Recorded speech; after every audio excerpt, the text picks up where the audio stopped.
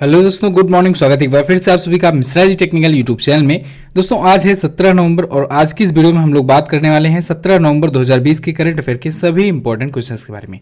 पूरी वीडियो बहुत ही अच्छे से डिटेल में एक्सप्लेनेशन के साथ समझाई गई है। अगर आपको वीडियो पसंद आए तो वीडियो को लाइक कर दीजिएगा, अपने दोस्तों के पास इस वीडियो को शेयर जरूर कीजिएगा। और अगर आप दोस्तों चैनल पर पहली बार आए हैं, वीडियो को पहली बार देख रहे हैं तो चैनल को सब्सक्राइब करके बेल आइकन को प्रेस कर दीजिए, जिससे आने वाली वीडियोज़ का भी नोटिफिकेशन आपको मिलता रहे। इसके साथ ही इसकी पीडीएफ फाइल आपको मिल जाएगी MJT ऐप पर। वहीं पर आपको इस वीडियो की क्विज भी मिल जाएगी, आप लोग क्विजेज वगैरह भी सॉल्व कर सकते हैं।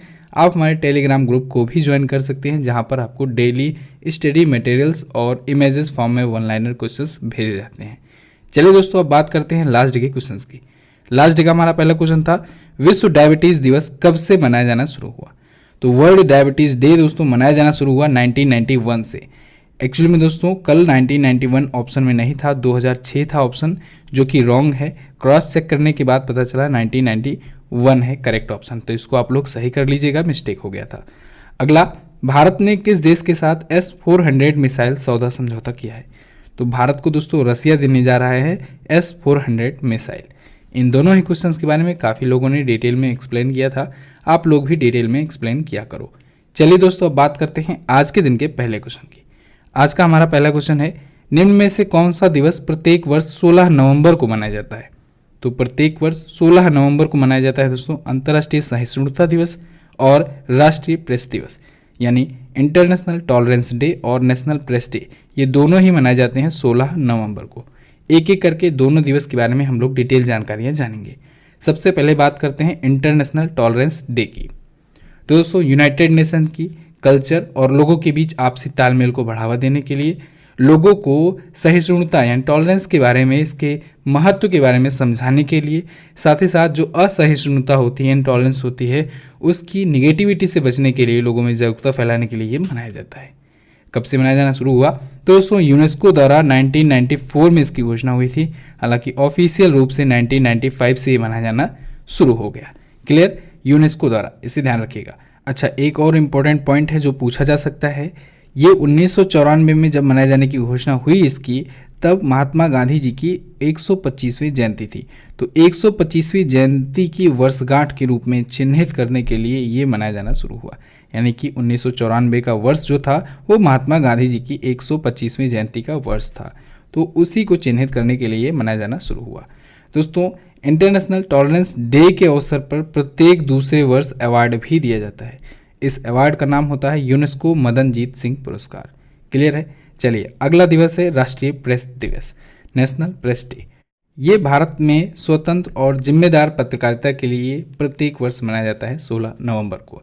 किसके द्वारा मनाया जाता है? प्रेस काउंसिल ऑफ इंडिया के द्वारा। क्यों मनाया जाता है 16 नवंबर को ही? क्योंकि दोस्तों 16 नवंबर को 1966 से 16 नवंबर 1966 से प्रभावी रूप से प्रेस काउंसिल ऑफ इंडिया शुरू हुआ था। ठीक है, हालांकि प्रेस काउंसिल ऑफ इंडिया की स्थापना हुई थी दोस्तों 4 जुलाई को, 4 जुलाई 1966 को, लेकिन प्रभावी ये हुआ था, पूरी तरीके से एक्टिव हुआ था 16 नवंबर 1966 से। इस वजह से 16 नवंबर का दिन चुना गया है राष्ट्रीय प्रेस दिवस के लिए। क्लियर होना चाहिए बिल्कुल। चलिए, अब आया है नवंबर मंथ का इंपॉर्टेंट डे, तो हम लोग रिवीजन करते हैं। 1 नवंबर को मनाया गया विश्व शाकाहारी दिवस, 5 नवंबर को विश्व सुनामी जागरूकता दिवस, 7 नवंबर को राष्ट्रीय कैंसर जागरूकता दिवस, 8 नवंबर को विश्व रेडियोग्राफी दिवस, 9 नवंबर को राष्ट्रीय कानूनी सेवा दिवस और उत्तराखंड का स्थापना दिवस, 11 नवंबर को राष्ट्रीय शिक्षा दिवस, 12 नवंबर को विश्व निमोनिया दिवस और लोक सेवा प्रसारण दिवस, 13 नवंबर को राष्ट्रीय आयुर्वेद दिवस, धनतेरस को जो कि मनाया जाता है, इस बार 13 नवंबर को मनाया गया। विश्व दयालुता दिवस भी मनाया गया। 14 नवंबर को दोस्तों बाल दिवस मनाया जाता है और वर्ल्ड डायबिटीज़ डे भी मनाया जाता है। 15 नवंबर को झारखंड स्थापना दिवस मनाया गया, 20वां इसका। 16 नवंबर को राष्ट्रीय प्रेस दिवस और अंतर्राष्ट्रीय सहिष्णुता दिवस मनाया गया। क्लियर है? ये इमेज दोस्तों मैं आपको टेलीग्राम ग्रुप में अपने भेज दूंगा, तो आप लोग हमारे टेलीग्राम ग्रुप को भी ज्वाइन कर लो। आप लोग टेलीग्राम पर जा करके @MJT एजुकेशन सर्च करेंगे तो आपको वो चैनल मिल जाएगा, आपको उसे ज्वाइन कर लेना है। 21,600 के आसपास जिसमें सब्सक्राइबर हैं, आपको उसी ग्रुप को ज्वाइन करना है। नेक्स्ट बात करते हैं, हाल ही में आयोजित हुए 37वें एशियान शिखर सम्मेलन की अध्यक्षता किसने की? तो इसकी अध्यक्षता की है दोस्तों वियतनाम ने। किसने? वियतनाम ने 37वें एशियान शिखर सम्मेलन की अध्यक्षता की है। एशियान शिखर सम्मेलन, एक एक करके सब कुछ जानेंगे। पहले तो इस शिखर सम्मेलन की कुछ महत्वपूर्ण बातों को जान लीजिए, उसके बाद हम लोग एशियान के बारे में बात करेंगे। दोस्तों, इसमें 15 एशिया प्रशांत देशों ने हिस्सा लिया है और इस 15 एशिया प्रशांत देशों ने दुनिया के सबसे बड़े मुक्त व्यापार समझौते पर हस्ताक्षर किए हैं, जिसका नाम रखा गया है RCEP। RCEP क्या होता है? यानी रीजनल कॉम्प्रिहेंसिव इकोनॉमिक पार्टनरशिप, यानी क्षेत्रीय व्यापक आर्थिक साझेदारी। तो ये दुनिया की सबसे बड़ी ट्रेड ब्लॉक डील मानी जा रही है, सबसे बड़ा व्यापार समझौता माना जा रहा है। तो 15 एशिया पैसिफिक देशों ने, कंट्रीज़ ने इस समझौते पर हस्ताक्षर किया है। अब इन 15 देशों में दोस्तों 10 देश तो एशियान के थे, आसियान के 10 सदस्य देश हैं, आप सभी को पता होना चाहिए। और 5 बाकी के जो देश थे उनमें है चाइना, साउथ कोरिया, ऑस्ट्रेलिया और न्यूजीलैंड और जापान।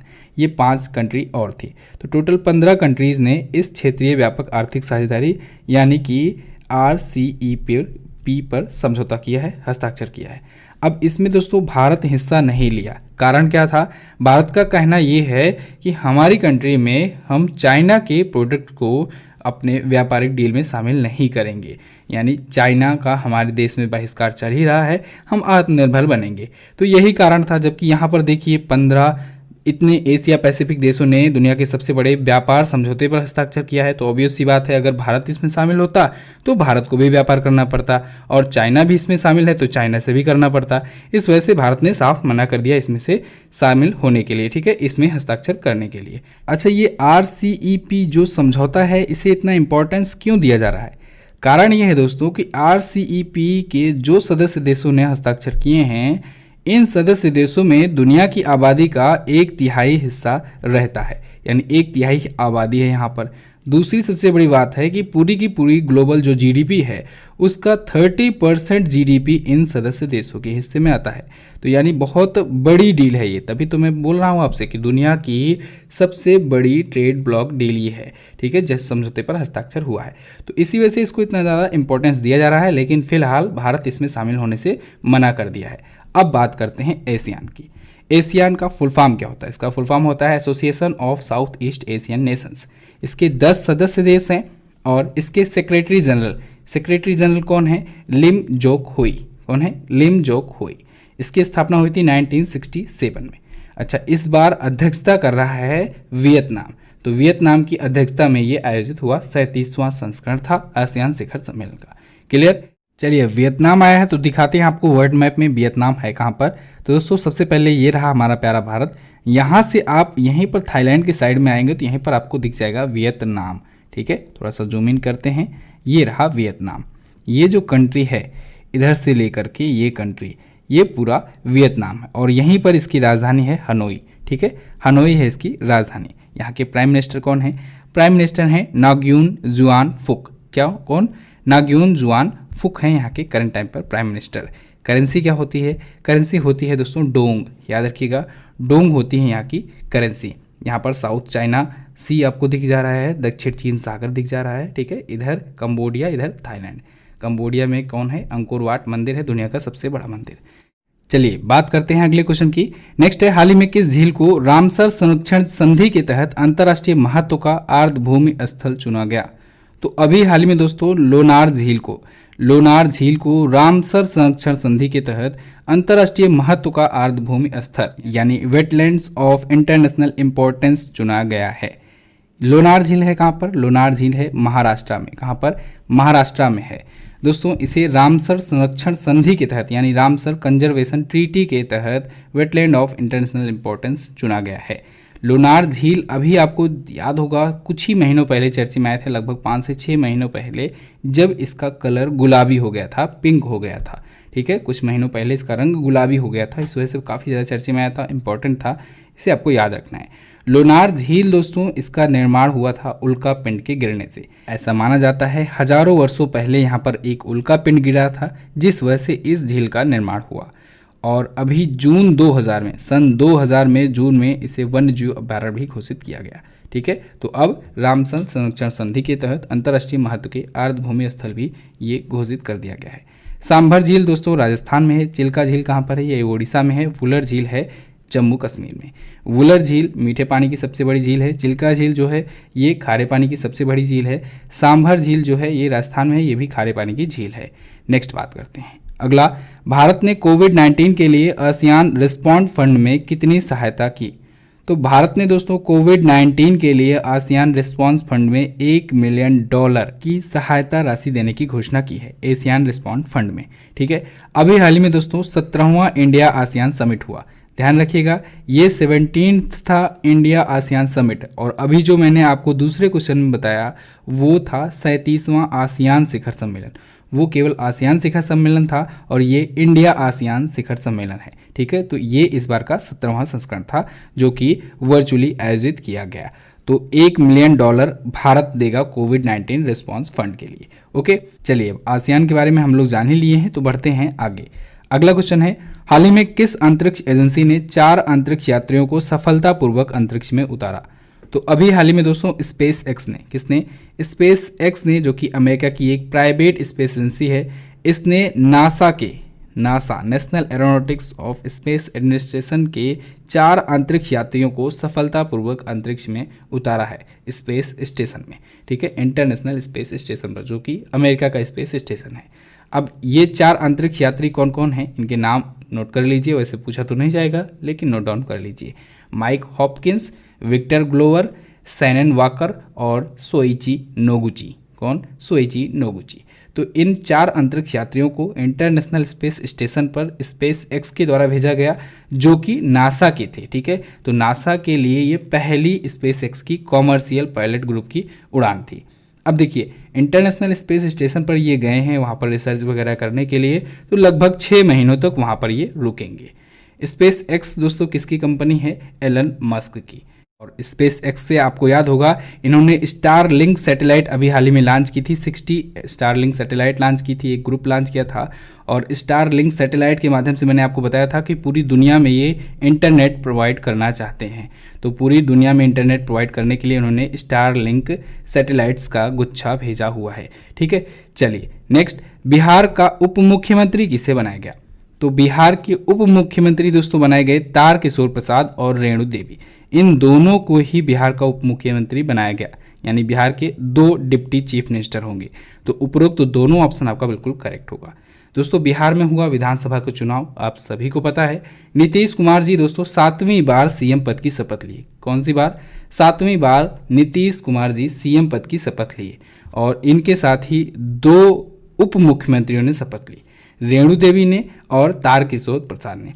रेणु देवी जो हैं दोस्तों ये बीजेपी पार्टी से हैं और बेतिया से, कहाँ से? बेतिया से 5वीं बार विधायक चुनी गई हैं। अच्छा, ये बिहार की पहली महिला उप मुख्यमंत्री बनी है, ये भी याद रखिएगा। बिहार की ये पहली महिला डिप्टी चीफ मिनिस्टर बनी है। तारकिशोर प्रसाद के बारे में बात करें तो ये कटिहार से 4थी बार विधायक निर्वाचित हुए हैं और ये भी हैं बीजेपी पार्टी से। क्लियर बिल्कुल। चलिए बिहार से देखिए कुछ इंपॉर्टेंट प्रश्न। बिहार देखिए मैप में ये रहा बिहार, पटना है यहाँ की राजधानी। बिहार अपना बॉर्डर किससे किससे शेयर करता है? बिहार अपना बॉर्डर उत्तर प्रदेश से शेयर करता है, झारखंड से शेयर करता है और पश्चिम बंगाल से शेयर करता है। अच्छा दोस्तों, टेलीग्राम पर मैंने एक देखा था मैसेज किसी का, उनको डाउट था बिहार के स्थापना दिवस पर। देखिए यहाँ पर 26 जनवरी 1950 लिखा गया है।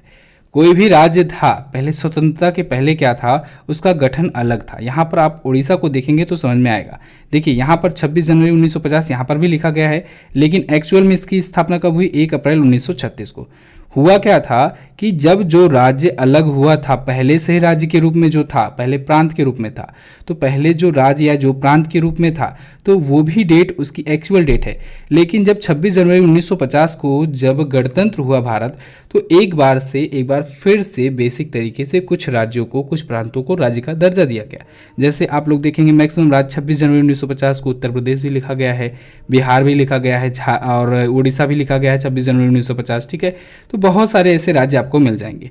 तो हुआ यही था कि जितने भी बड़े बड़े प्रांत थे जिनको राज्य का दर्जा उसी टाइम पर मिल गया, तो वो तो उसी टाइम पर राज्य हो गए, इसी वजह से यहाँ पर आपको 26 जनवरी 1950 दिख रहा है। तो आपको कंफ्यूज बिल्कुल नहीं होना है स्थापना दिवस को लेकर के। अब 26 जनवरी 1950 के बाद जो जो राज्य अलग हुए, टूटे, ठीक है, गठित हुए, तो उनका डेट अलग लिखा हुआ है। इस वजह से वो इंपॉर्टेंट हो जाते हैं और उनको याद करना ज़रूरी हो जाता है। और वैसे भी यूपी जेके की जो मैंने ई बुक दी हुई है उसमें उत्तर प्रदेश शुरुआत से पूरा का पूरा इतिहास उसमें लिखा हुआ है कि कब से स्थापित हुआ, क्या क्या नाम परिवर्तित हुआ और किस किस नाम से था पहले, ठीक है। लेकिन अंततः आकर के उत्तर प्रदेश हुआ 26 जनवरी 1950 से। क्लियर। चलिए, नीतीश कुमार जी हैं दोस्तों यहाँ के चीफ मिनिस्टर, जेडीयू पार्टी से, जनता दल यूनाइटेड पार्टी से। गवर्नर है फागू चौहान। अच्छा, गवर्नर जो होते हैं वही दिलाते हैं सीएम को शपथ, ये भी आपको याद रखना है। पटना हाई कोर्ट, इसके चीफ जस्टिस कौन है? चीफ जस्टिस हैं संजय करोल। नेक्स्ट बात करते हैं। अगला, 15वें पूर्वी एशिया शिखर सम्मेलन 2020 की अध्यक्षता किसने की? तो अभी हाल ही में 15वें पूर्वी एशिया शिखर सम्मेलन की अध्यक्षता की है दोस्तों गुयेन जुआन फुक ने। किसने? गुयेन जुआन फुक ने। ये कौन है? ये वियतनाम के प्रधानमंत्री हैं। कौन है? वियतनाम के प्रधानमंत्री। तो इन्होंने अभी हाल ही में 15वें पूर्वी एशिया शिखर सम्मेलन, ईस्ट एशिया समिट की अध्यक्षता की है। ये भी समिट अभी हाल ही में आयोजित हुई और इसमें भारत की तरफ से कौन गए हुए थे, यानी भारत का प्रतिनिधित्व किसने किया था? तो भारत को रिप्रेजेंट किया था दोस्तों एस जयशंकर ने, जो कि हमारे हैं विदेश मंत्री, ठीक है। तो टोटल इसमें 18 देशों ने हिस्सा लिया था और वियतनाम इसकी अध्यक्षता कर रहा है 15वें पूर्वी एशिया शिखर सम्मेलन की। ओके, वियतनाम के बारे में हम लोग जान लिए हैं, तो हम लोग आगे बढ़ेंगे। आगे बढ़ने से पहले दोस्तों आपसे रिक्वेस्ट है, आप लोग वीडियो को लाइक कर दिया करो। आप लोग वीडियो को लाइक करना भूल जाते हो, वीडियो को देखते हो, आगे बढ़ते चले जाते हो, भूल जाते हो लाइक करना।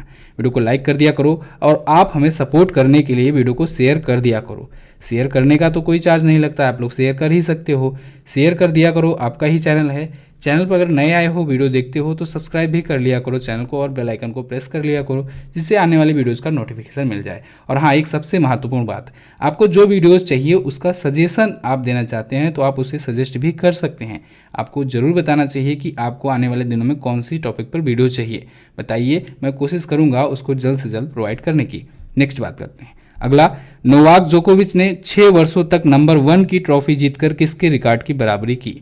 तो नोवाक जोकोविच जो कि सर्बिया के टेनिस स्टार हैं, प्लेयर हैं, और इन्होंने पीट सम्प्रास की बराबरी कर ली है 6 वर्षों तक नंबर 1 की ट्रॉफी जीत करके। पीट सम्प्रास ये भी टेनिस के खिलाड़ी थे, इन्होंने 6 वर्षों तक नंबर 1 रहने का रिकॉर्ड बनाया ट्रॉफी जीत करके, और इनकी रिकॉर्ड की बराबरी कर ली है नोवाक जोकोविच ने, जो कि हैं सर्बिया के।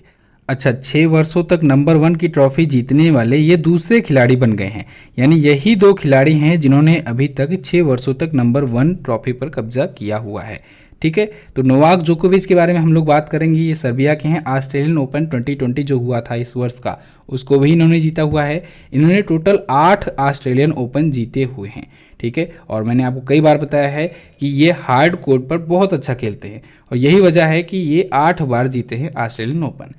अच्छा देखिए, आपको याद करने के लिए मैंने आपको ट्रिक बताई हुई थी। याद रखना है, नोवाक जोकोविच ये हार्ड कोर्ट पर बहुत अच्छा खेलते हैं। राफेल नडाल जो हैं वो क्ले कोर्ट पर बहुत अच्छा खेलते हैं। यही वजह है कि उनको किंग ऑफ क्ले कोर्ट कहा जाता है। और उन्होंने 13 बार जीता हुआ है फ्रेंच ओपन, क्योंकि फ्रेंच ओपन क्ले कोर्ट पर खेला जाता है, ठीक है। इसी प्रकार रोजर फेडरर जो है दोस्तों, ये यूएस ओपन बहुत अच्छा खेलते हैं, तो यूएस ओपन सबसे ज़्यादा बार वो जीते हैं। तो आपको इस प्रकार से भी क्वेश्चंस को याद रखना है, जिस वजह से लॉन्ग टर्म के लिए आपको बहुत ही अच्छे से कई सारे क्वेश्चंस याद हो जाएं। चलिए नेक्स्ट बात करते हैं। हाल ही में चर्चे में आई पुस्तक ए प्रॉमिस्ड लैंड को किसने लिखा है? तो इस पुस्तक को लिखा है दोस्तों बराक ओबामा ने। ये पुस्तक आज लॉन्च होगी यानी 17 नवंबर को।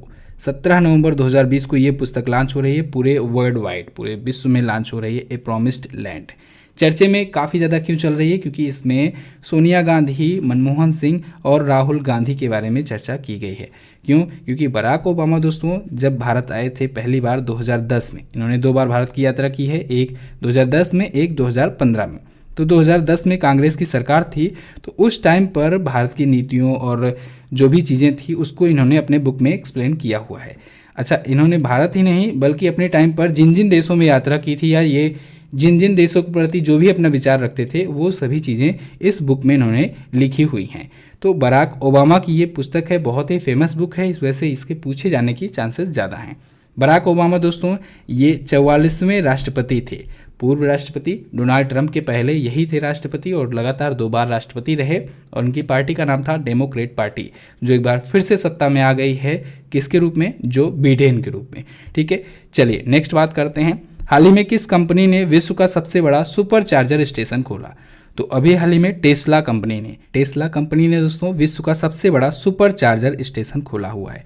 टेस्ला कंपनी दोस्तों ये एलन मस्क की कंपनी है, जो स्पेस एक्स की कंपनी के मालिक हैं, वही मालिक हैं इसके भी, टेस्ला के भी।